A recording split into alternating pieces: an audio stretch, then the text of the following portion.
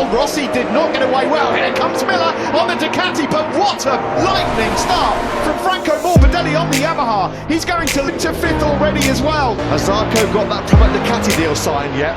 That's a big blow for Zarco and Ducati. Andrea Dovizioso down and out. What a howler by Zarco.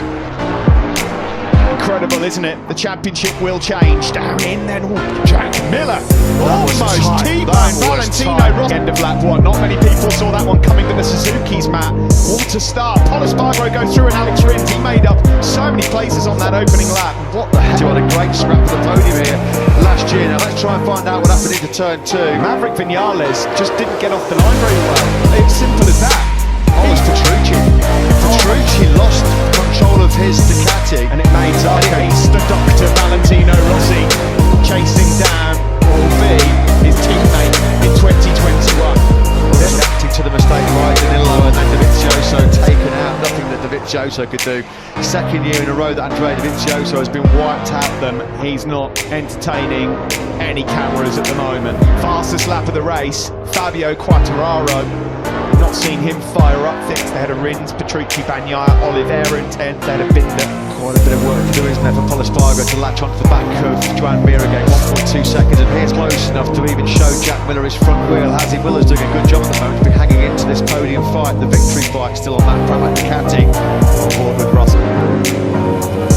Onto the home straight we go to complete lap 5. It's as you were. Morbidelli, Rossi, Quartararo. Good turn in. Quartararo snatches that second place. Jarvis, the piercing eyes. Who won all three of his men on the podium here today. Still, third row then, Rins is up into 6th place. Yeah, now what can he do with some clear track in front of him? Polispargo has not had the rhythm. He's losing a good chunk of time there to Jack Miller up ahead. Here comes Quartararo. Is he thinking about the move into turn one? Not this time. Yeah, half a second slower. Valentino Rossi still well in touch though, just behind.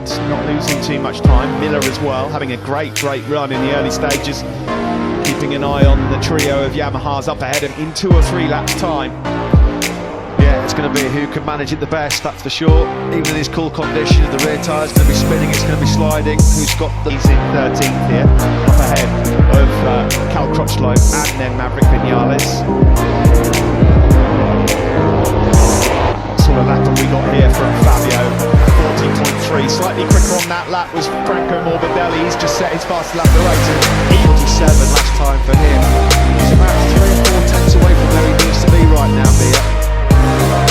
Still no change. It's physical condition to be even in the race at this stage. Maverick Vinales is lapping in the 141.3. He was doing allow Rossi to just drip back a couple of tenths, but then give him that edge at the end.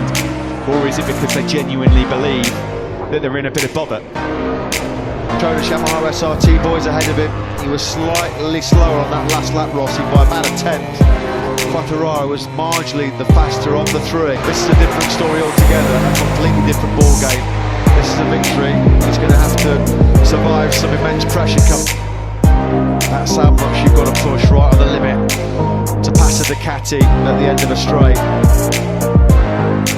Final corner, Fabio Quartararo a bit loose and lively on his soft Michelin rear tyre. Miller's being swallowed up here by Mir. Mir was half a second place. There's Joan Mir going closer and closer to Jack Miller. Now we know Joan Mir can keep in those 140s with big move on the rear tyres. He's on the gas coming out of the final corner. Shows you how strong that Ducati is. Coming up towards turn 4. Rossi already in the first 2 splits on this lap number 15. Lap number 15 where we anticipate that there will be, I think it's going to be pretty hard for Franco Morbidelli to recover those 2 seconds now. That's the gap to him, Fabio Quartararo. And that's the championship gone, I think, as well for another Italian. It could have been a fairy tale. Mamma mia, that's what they're saying in the garage. Valentino Rossi's hopes of victory. Breaking into turn 1. Change of direction and the front just gives way. Bagnaia and Nakagami, they're lapping really well at the moment. They're lapping quicker than these guys out front. So it's now Quartararo's here and so disappointed. Is Valentino Rossi dejected, you can see gutted. He knows how much of an opportunity. It's not really helping KTM at the moment. Oliveira, their best challenger, he's 9th, having a good battle with his future teammate Brad Binder, as he's now within striking distance of Franco Morbidelli. A case of what might have been then for Valentino Rossi. Bitter disappointment here in his 350th. You know, it's that left-hander, that treacherous turn 2. Look what the fans on the virtual wall made of it. Oh dear, careful, steady on, there's a few of them again. Turn 2, the left-handers now are critical, absolutely critical, because the tyre wear and the cool temperatures mean turns 2 and 5. A brilliant job, I have to say, because no one had him anywhere near a podium in terms of predictions. He's tried so hard to hold on to the Morbidelli. Joan Mir is still slightly faster than Morbidelli, but there's just 5 laps to go now. Yeah, Mir, at least expected. Great at keeping the tyres, the Suzuki, and is Alex Rins in general with his riding style. Tronas Yamaha 1-2, factory Suzuki 3-4, Timac Ducati 5-6. Tyres, it would be pretty embarrassing if he was to blow it from here now, Pabio Quartararo. Don't think he will do, to be honest. Hope that's what the commentator curse though. Tenths a lap to be taken out of him, there's been trouble for Pabio. Here's a slow-mo replay of the race leader. He would love.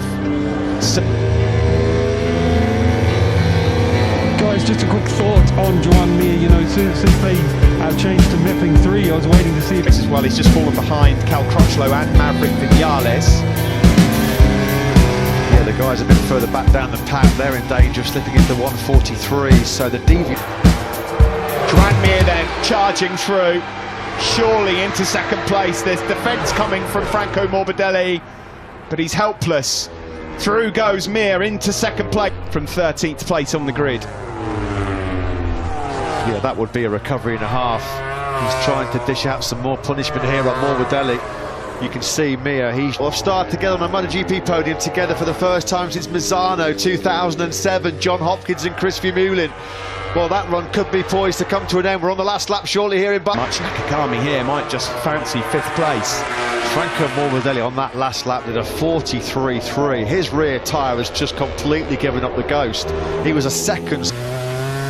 There's been some disappointment for the veteran Italians. This man is back to his best. An outstanding job done by Fabio Quartararo. He has a look over his shoulder, he sees Mir. He'll be happy that there's not ever Grand Prix here 2 years ago. He got his first ever podium here just 1 year ago. He's back to his best. He's on top of the championship again.